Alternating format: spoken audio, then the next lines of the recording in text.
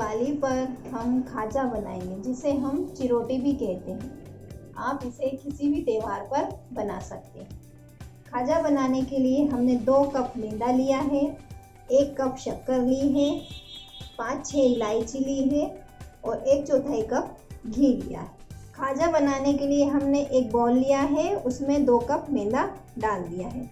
अब इसमें हम ये 1/4 कप घी डालेंगे और इसको अच्छी तरह से हाथों से मिक्स कर लें। मैदे में घी अच्छी तरह से मिक्स हो गया है। घी हमें इतना डालना है कि ये मैदा ऐसा लड्डू की तरह बंधने लगे।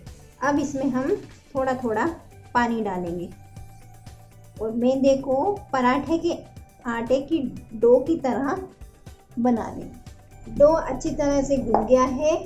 अब इसे हम 15 से 20 मिनट के लिए ढककर रख देंगे ताकि ये सेट हो जाए। अब हम चाशनी बनाएंगे। चाशनी बनाने के लिए हमने एक कढ़ाई ली है।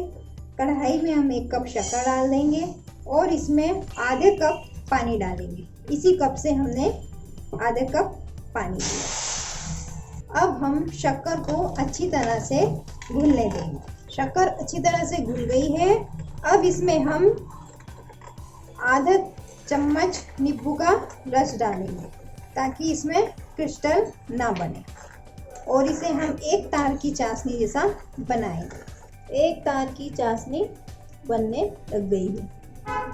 अब इसमें हम इलायची पाउडर डाल दें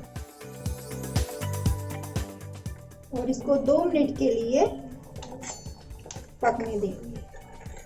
अब हम गैस बंद कर देते हैं। खाजा के डो को देख लेते हैं। 15-20 मिनट हो गए हैं। डो हमारा सेट हो गया है। अब हम पहले साटा बना लेते हैं।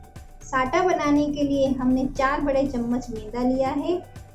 अब इसमें हम घी डालेंगे। आप घी की जगह तेल से भी साटा बना सकते हैं। इसमें अभी मैंने 5 चम्मच घी डाला है। अगर लगेगा तो और डालेंगे और इसको अच्छी तरह से हम मिक्स कर लेंगे।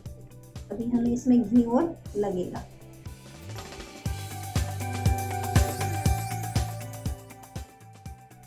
साटा बनाने के लिए हमें 7 से 8 चम्मच घी लग गया है। अब हम चिरोटे या खाजा बनाना शुरू करते हैं। अब हम इसकी लोइयां बनाएंगे। इसको हम आधा कर लेते हैं इस तरह से और इसकी हम इस तरह से छोटी छोटी लोइयां तोड़ लें। अब इसकी हम लोइयां बना लेंगे इस तरह से लोइयां बना लेंगे। अब इसी तरह से हम सारी लोइयां बना लेंगे। 2 कप मैदे से हमने 10 लोइयां बना ली है।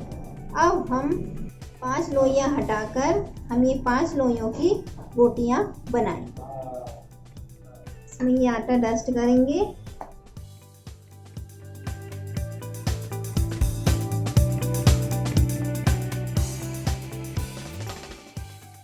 ये हमने एक रोटी बेल ली है। इसी तरह से हम सारी रोटियां बेल लेंगे। हमने सारी रोटियां बेल ली हैं।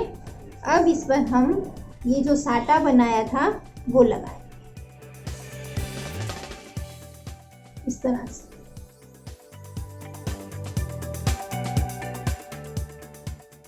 ये हमने साटा लगा दिया है। अब ये हम इसके ऊपर ये जो रोटी बनाई थी, अब ये दूसरी रोटी इसके ऊपर इस तरह से रखें।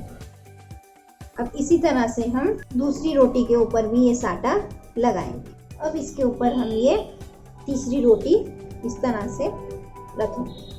अब इसी तरह से हम ये तीसरी रोटी पर भी साटा लगाएंगे। अब इसी तरह से हम ये चौथी रोटी भी इस पर रख देंगे।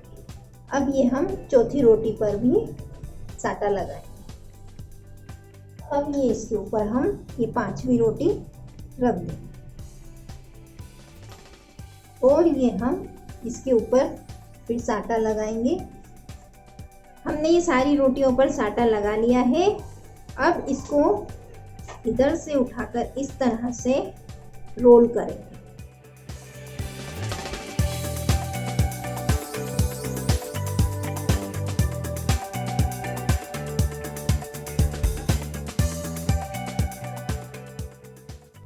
और हम ये लास्ट में यहाँ पानी लगाएंगे ताकि ये तलने में खुले ना।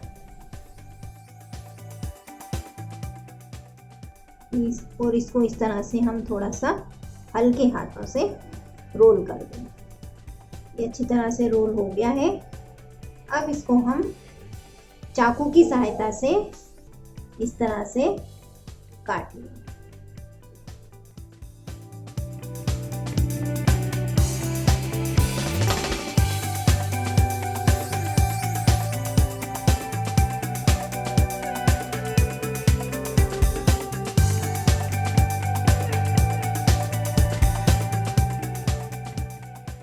ये देखिए कितनी अच्छी तरह से इसमें जालियां पड़ गई। इसको हम साइड में कर लेते हैं और इनको हल्के हाथों से इस तरह से यूं दबा देंगे। चिरोटे हमने सारे बेल लिए हैं। अब इनको हम फ्राई करेंगे। फ्राई करने के लिए हमने एक कढ़ाई ली है। कढ़ाई में हमने तेल डाल लिया है। इसको मीडियम आंच पर गरम कर लिया है। अब इसमें हम चिरोटे डालेंगे।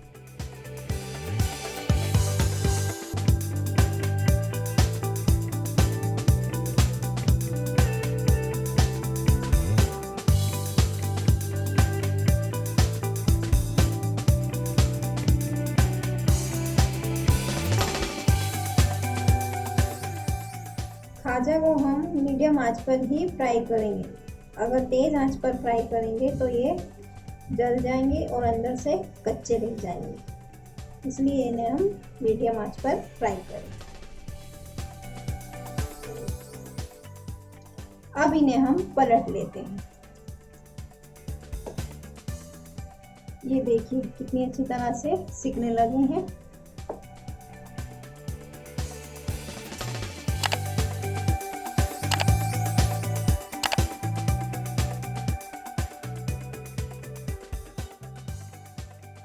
खाजा अच्छी तरह से सीख गए हैं।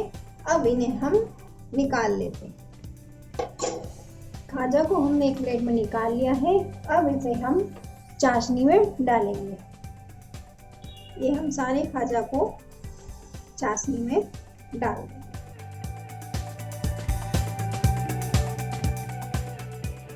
और इन्हें 5 से 10 मिनट के लिए चाशनी में रहने देंगे ताकि ये चाशनी अंदर तक ऑब्जॉर्ब कर ले। अब इनको हम चाशनी में से निकाल लेते हैं। खाजा को हमने एक प्लेट में सर्व कर लिया है। अब इस पर हम पिस्ते की गार्निशिंग करेंगे इस तरह से।